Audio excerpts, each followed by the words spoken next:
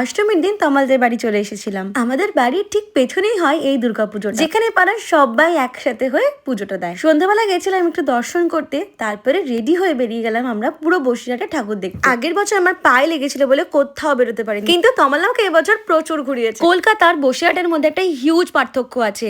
বসিরহাটে আমি যেটা ফিল করেছি সেটা হচ্ছে মানুষ ঘুরতে বেড়ায়, ঠাকুর দেখতে বেড়ায়, বাট কলকাতাতে শুধু লাইনে ধাক্কাধাক্কি করতে বেড়ায়। এখানে এমনটা না যে খুব ভিড় আছে, মানুষও আছে, কিন্তু শান্তিতে ঠাকুরটা দেখতে পাচ্ছি, যেটা কলকাতায় থেকে অলমোস্ট হারিয়েই গেছিল। এখানে ঘুরেছি, ঠাকুর দেখেছি, খুব মজা করেছি, আর সেরকম গরম আর লাইন দিয়ে কষ্ট করতে হয়। ষষ্ঠীর দিন বেরিয়ে যে পরিমাণে যুদ্ধটা করতে হয়েছিল সেটা এখানে করতে লাগেনি। হাফ ঠাকুর দেখে আমরা খেতে চলে গেছিলাম রাত 1টার সময়। তারপর আশেপাশে সব জায়গা ঘুরে দেখেছি, আর সেখানে প্রায় ভিড় ছিলই না।